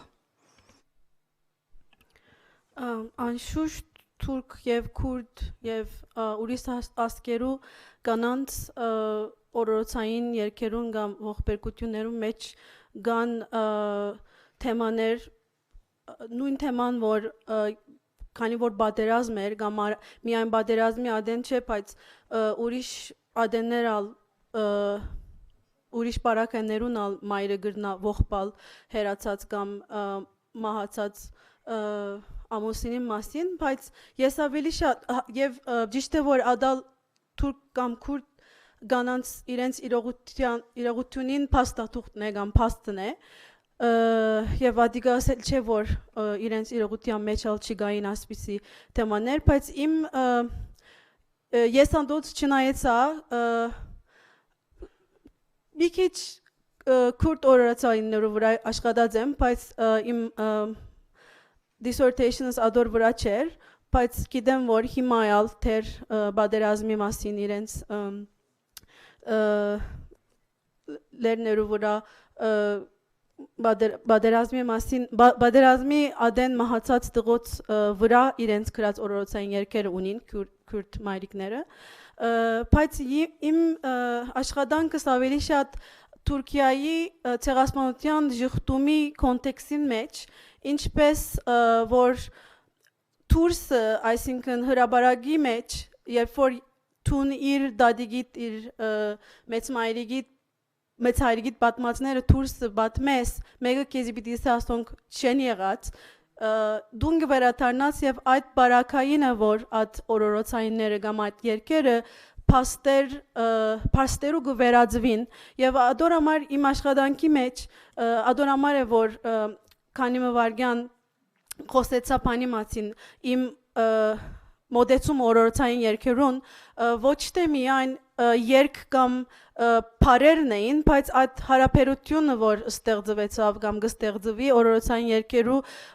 միջոցով ընտանիքի մեջ, որ հիշողությունը կփոխանցե եւ այդ հիշողության փոխանցումը արդեն շատ զորավոր բան մնե, եթե խորիկ Թուրքիայի ժխտումի կոնտեքստը ադոր համար ավելի ինձ համար կարևորը միայն օրորոցային երգը ինքը չէ, բարերը միայն, բայց պատմությունները, որ կոնտեքստի մեջ մեծ մայրը գդադի գցեզի փոխանցած եւ ինչ պատմություններով իր անձնական ցեղասպանությունի հարգավոր աս երգը միայն ինքը 4 դողով բանիմը փաստ չէ, գա արդեն փաստի հարցումը ես հոս գուզեմ քննարկել, բայց ինձ համար ավելի կարևոր է որ իմ դեսածս աներ որ պատմությունները եւ անոնք այն բաները որ դադի կբատմե կփոխանցե կամ բաները որ գվախնա կամ գուզե չփոխանցել այդ բոլորը արդեն այդ երկին մեջը եւ երկին փոխանցումի մեջը գա որ ադիգա գնե արդեն ադիգա գդարձնե աս օրորոցային երկը կամ ուրիշ մեկ երկ որ օրորոցային հլալով մեծ մայրիկը կամ մայրիկը երկած է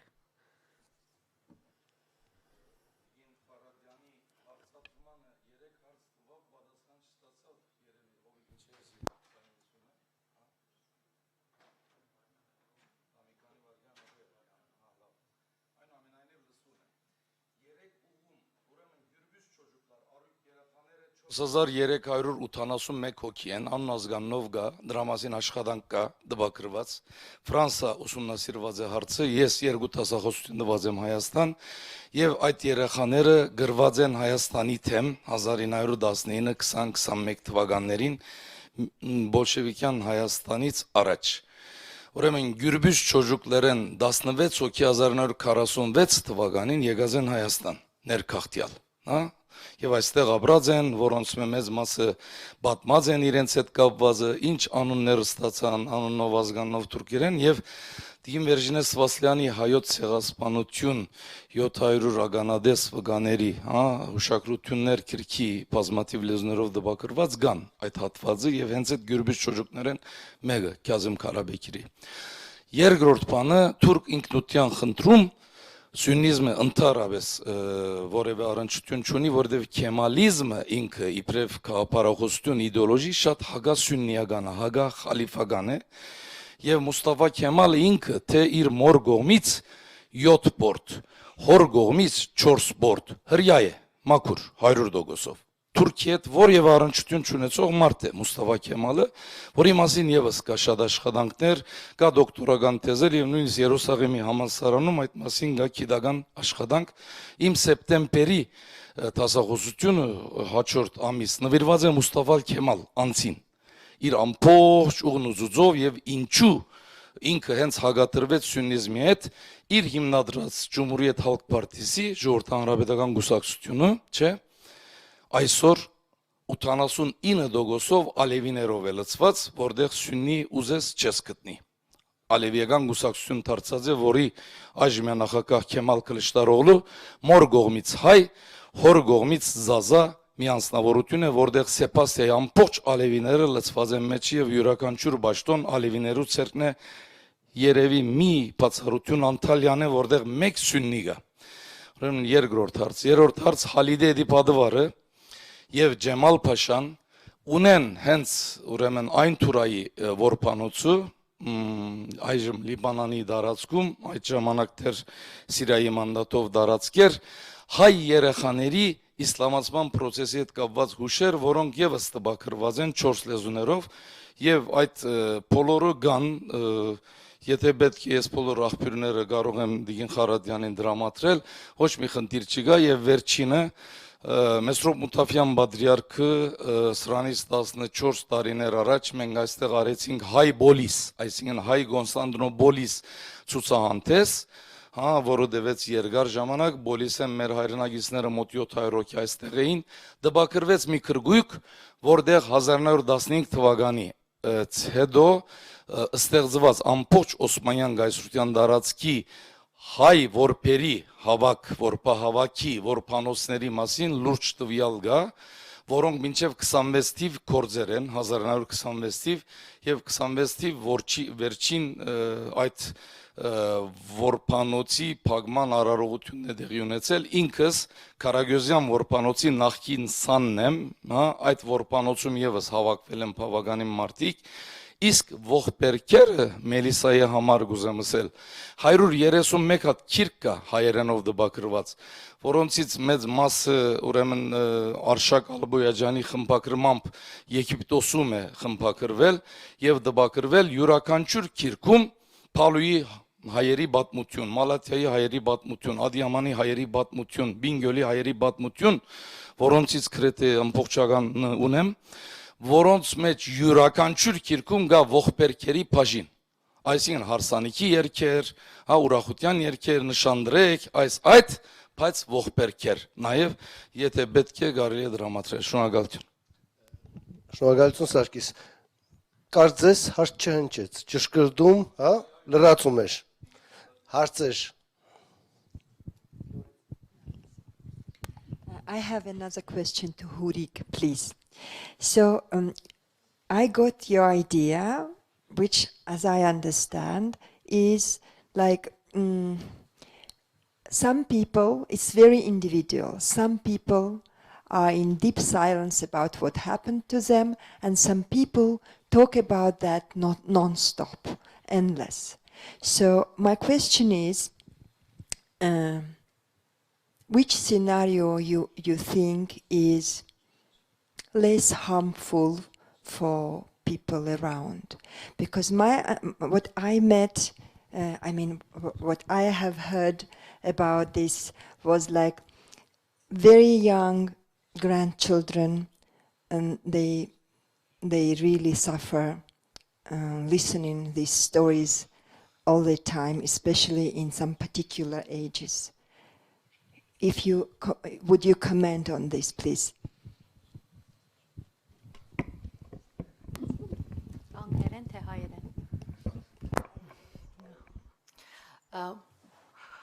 Ես էլ իմ ընտանիքում նույնն էր իրավիճակը, ես ունեի պապիկ, որը անընդհատ միշտ խոսում էր դրա մասին եւ ունեի երկու տատիկ, որոնք բացարձակ չէին խոսում դրա մասին եւ շատ դժվար էր այդ նույնիսկ տատիկս ասում էր, երբ որ իրեն էի հարցնում, ասում էր ավելի լավ է գնա քո պապիկին հարցրու, ինքը թող պատմի, որովհետեւ ինքը լավ է պատմում։ Նույնիսկ երբ որ բոլորովին տարբեր կենսապատումներ են, բոլորովին տարբեր կենսափորձեր են, ինչքան հասկացա ձեր հարցը նրա մասին էր, թե որն է ավելի ճիշտ մոտեցում, պատմել թե չպատմելը, ճիշտ հասկացա ձեր հարցը դա էր, դա բոլորովին անհատական մոտեցում են, կա մարդ, որը ինքը ուզում է պատմել եւ կարողանում է պատմել, մարդ կա, որ նույնիսկ երբ որ ուզի չի կարողանում պատմել եւ դա տրավմայի, հոգեխոցի ընդհանուր փոխանցման տարբեր դրսևորումներ են եւ չկա ճիշտ ու ճշգրիտ ձև դրան։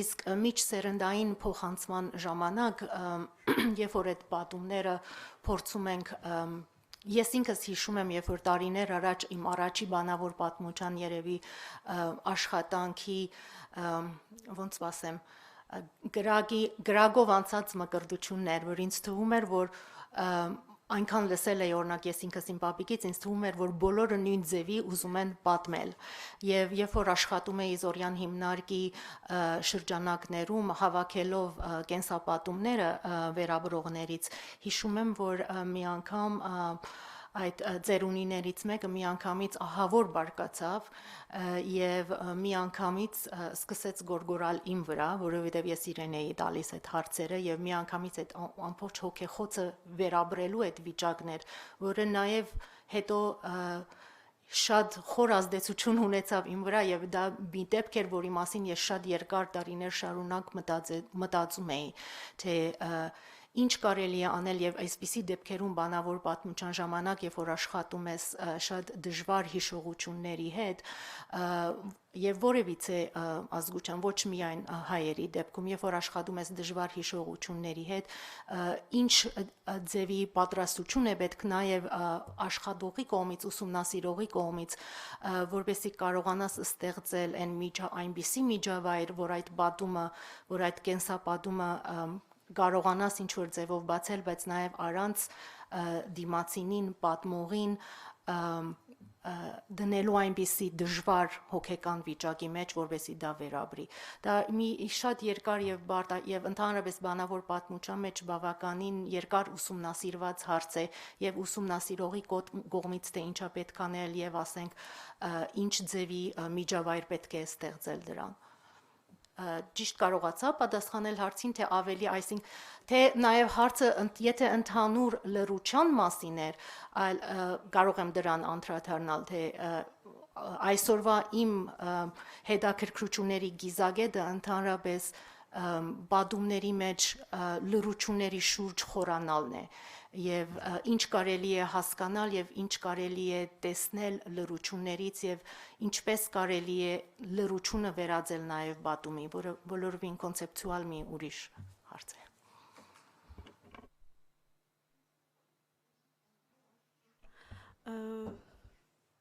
Maybe in English. So also an answer to the former question. So my dissertation was a historical study of the Armenian lullaby and how the genre of lullaby was defined as a genre of lamenting and intimacy. As a feminist intervention, I was criticizing the label lullaby because I think it's a man-made label, as every musicological label and categorizing of songs. So and I studied all these texts that was mentioned, the Alboyajian collections, and even before I started my research from 1830s, when Armenians started collecting lullabies and putting them together into songbooks, and also all the Aska Kragan, Kraganotun, the ethnographic writings of Armenians, where lullabies showed up as categorized under women's labor songs. And but it's very important that we approach, in the paper that I presented today, the reason I only presented the songs that I collected in Istanbul. These were the songs that were created or remembered and transmitted. These are the songs that are living today. And the difference between looking at the texts that we have that are passed on to us from in this Alboyajian and other ethnographic texts, and studying the lived experience around the lullaby today is really what Hurik was telling us, to follow silences, because silences are especially political in my context, because in Turkey, under denial, as I expressed, for decades, women were singing these songs to negotiate speech and silence. So in my work, the difference between, because I study 19th century revolutionarization of the lullaby, how Armenian lullabies became these revolutionary songs, but how in Turkey, in Republic of Turkey, under the suppression of Armenian memory, even the revolutionary songs, revolutionary lullabies, and the lullabies created by women, Armenian women in Kurdish, in Turkish, and Armenian, show us how this repertoire is still alive. And if we trace the silences and sound in these songs and the stories around them and the emotional context that they create, we actually can read a whole history of a community, how they negotiate sound and silence around the regime of denial. That's why it's a context more than a text.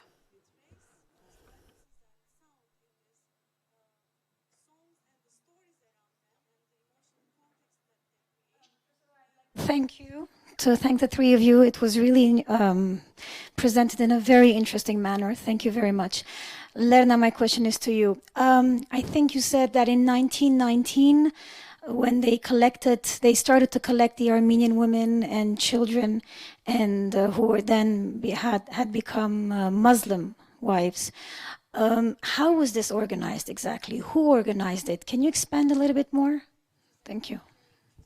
Sure. Actually, in Istanbul, it started in 1919, early 1919, as of February. But in other parts, for instance, British-occupied Palestine, wherever the British occupied in the Arab lands, they already had started from early on. I think earliest is 1917, right? Yeah. My specialty is Constantinople of the time, and it's the patriarch himself, Zavender Yeğreyan, who chose who was going to be the lead Vorpahavak. Okay, so Arakel Çakırcan, he's a guy who is a professor of chemistry at Istanbul University at the time. So he finds a way to include Arakel Çakırcan into this offer, to this job, and Arakel Çakırcan, in consultation with the patriarchate, comes up with the names of men who are going to help the Vorpahavak cause. So they come up at least 5 adult males that the patriarch personally knows and trusts. And they are paid by the patriarchate. So this is not voluntary. This is their day job, basically.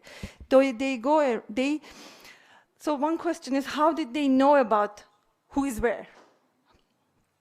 In the very beginning, Arakel Çakırcan manages to get hold of a book that Enver Pasha, there's this organization called Kadınları Çalıştırma Cemiyeti, the organization to make women work, that is established by Enver Pasha in 1916. These are women, there is a cause of the war and there's the need for labor, so they work. But one of the things that apparently this organization did was to organize for these formerly Armenian orphans, young women, who are now in Muslim household, to enter Istanbul and get redistributed among Muslim families. Okay, so boys usually go to orphanages, but girls, little girls and young women, go into households because they serve either as wives or slaves, whatever, but also as domestics, basically free labor, right? So this organization kept a record of their orphans. Early on, Arakel Çakırcan, the president of the organization, like Enver Pasha, escaped the country once the Ottoman Empire declared that they are defeated. Okay, so Arakel Çakırcan finds the book and finds the names of the orphans, the original names. There's some story over there, but clearly they could find. So this becomes the first lead for them to go and find, because there's the names of for instance, the father, the Muslim father, or the name of the household. So through their connections, they go, but it is also, they go and people who are rescued know the places of the other Armenians. So this is a network. Someone needs to do more research, but apparently during the war, this is something that I have not looked into. Recently, I discovered that, for instance, there's a memoir about it, Parserian, titled Berjohi. It's in French. Even during the war years in Istanbul, Armenian women, seeing all these Armenian orphans being absorbed into Muslim household and Islamites, they kept a record of who is gone where. Okay? So under Allied occupation, with the help of the British. This is also important to know that both the French and the British gave the Vorpahavak agents a letter saying that they had the right to rescue or get the Armenian people from that household. So many times they went with the French officers, occupying forces, and got them. It's also important that at this very early moment, the Turks or the Muslims themselves are uneasy. They also bring them back because the Ottoman government declares that whoever has an Armenian orphan in their household, they need to bring them to either an Armenian church or an Armenian patriarchate. If there are no Armenians anywhere, they should go to missionaries, for instance. And some Turks, because they are scared that they're going to be punished, because now it looks like they might be punished for a very short time. Some of them are basically brought to the Vorpahavak agents by the Muslim families themselves. In many cases, the women or the children themselves find a way to rescue. Once they hear that Armenians are being collected somewhere, they just find a way to escape from the Muslim context. Did you have any other question, or was it just this? Yeah, it's a tight network, basically. And then they are paid by the patriarchate, and the money comes from a special tax called Hayreniki Durk, fatherland tax, that the patriarch, one of the commissions of the patriarch, the political council, issues just for this purpose, and in order to have some money for lobbying purposes and to pay for the refugees. This is considered refugee care, to find them and bring them back. Okay, I have to add one more thing. I just remember they also employ women. This is another story that needs to, because Vorpahavak agents, they couldn't go, they are men, and they couldn't go to the male sections of Muslim households, right? So in some oral history accounts, we see that, again, someone needs to do a study about this also.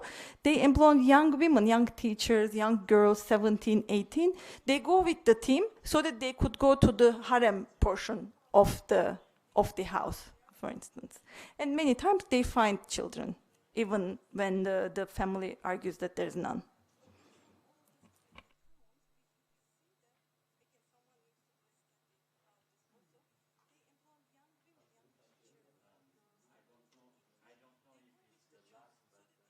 Question of today, but I want to have your opinion about nowadays Islamized Armenians. It's a little bit out of the topic perhaps, but it's interesting because we are speaking of Islamized Muslim families that took Armenians to change their identity. One question, did Armenian children and women have been given to Islamized Armenians at that time, like Hamshen, or just Turkish Muslims? Because if it's not the case, that it means that it's not the religion which is the main factor, but the Turkishness, because it's the time of Pan-Turkism with the ideology which is coming out at that time. And your opinion about the nowadays Islamized Armenians that are coming to their roots, their identity, how you feel and how you see that question.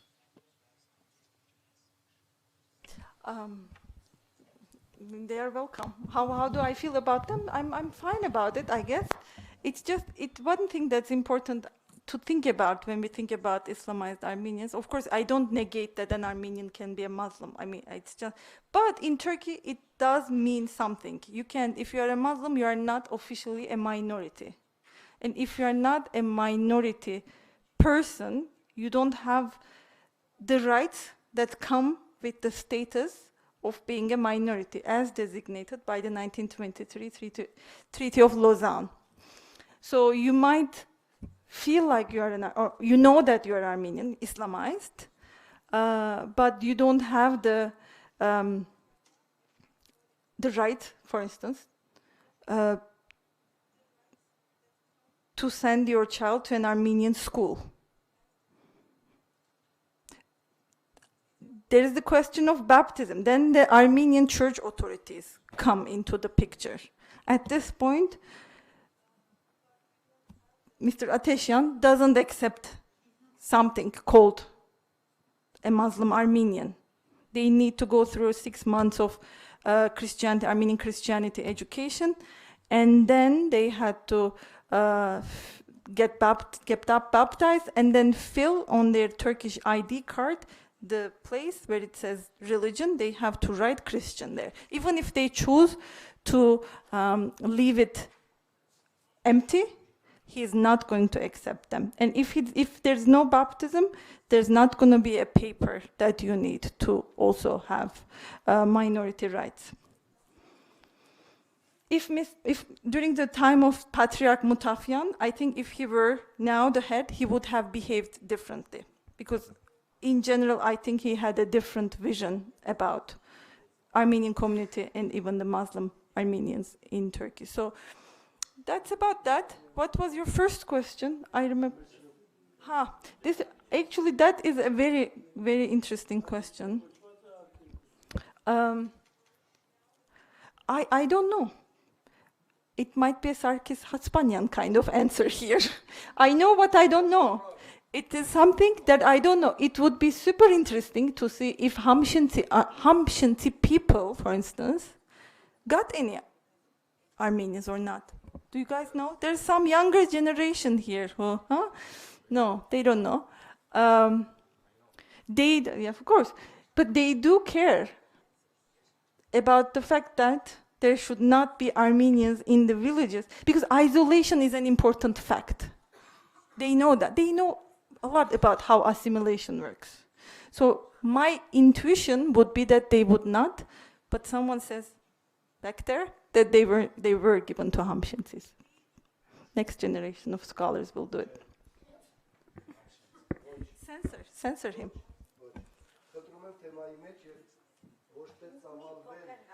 Ողջ դաշտի մասին ինչ հնարավոր բան կա, խնդրում եմ սահմանափակել թեմայի շուրջ։ Ինչի նման է։ Ներողություն։ My question is about lullabies. So in one of the lullabies you showed us, we saw something like instead of putting the child to sleep, they said, how long are you going to sleep more? So I am interested in this fragment. Is this something common?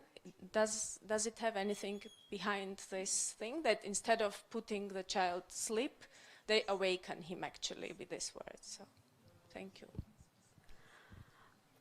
It's not unique. I don't know if it is directly connected to that history, but obviously there is a historical connection between the lullabies that are created today by Armenian women and the ones that were created by men in the late 19th century. As you know, from 1850s onwards, like 56, prominent Armenian male writers, poets started writing poems, writing lullabies with the theme of awakening. So it was actually, I argue that lullaby or orotain with that theme of the inversion of the theme of putting a baby to sleep. Actually, if you go to Rafi's Gaizer, you read there that there you get the idea. It's quite late, actually. The Armenian intellectuals, writers, they started using the theme of awakening even before, but in Gaizer, Gaizer almost is the formula where you read it line by line, that Armenian women, there was this idea that Armenian women were putting their kids into sleep with lullabies, soothing lullabies, with lullabies of peace. They were blinded by Christianity that was preaching them to make so this, turning your other cheek. So we have to look at the Kurdish mother's lullabies. Actually, in Gaizer, it's a Yazidi mother. They are singing lullabies of fighting and being brave. So we have to write lullabies about fighting, which is Gaizer is quite late, even before they started writing the songs. There was this theme in the 19th century revolutionary poetry of Armenian literature about the awakening, Zartir, kind of, which is, of course, there is no direct maybe no direct relationship between this literature and this lullaby, but still the idea of waking up the baby into some kind of fight, some kind of reality, some kind of struggle is very common in Armenian lullabies. I don't want to overread this one. That's why I can't say that there's direct relationship, but as I said, lullaby in the Armenian memory in Turkey, I think as elsewhere, has this idea that it's a song also, but it's also a larger historical genre. So people, when they create new lullabies, they remember things from that historical genre, remember things about like what were our lullabies about. They were about awakening, they were about fighting, struggle. So it's kind of like distilled into the new maybe creations, I guess.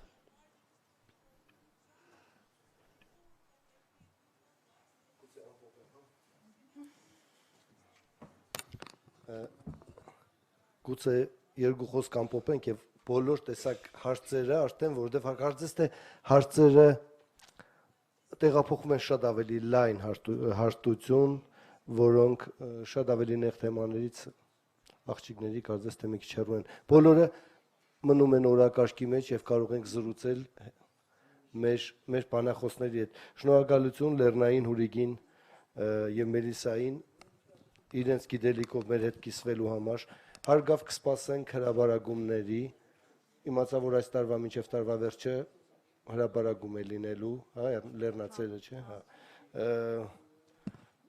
անպայման կուզենանք, որ հայաստանյան հատվածը գիտության տեղյակ լինի, տեղեկացրեք, ինչ նոր հրաբարագումներ կունենաք, դուք էլ հետևեք, իհարկե, այստեղ են աշխատանքներ արվում, եւ այս կաբը ուզում եմ, որ ստեղծվող կաբը ամրանա, լավ։ Շնորհակալություն բոլորիդ, դրսում կնանք եւ զրուցենք բանախոսների հետ, ապրեք։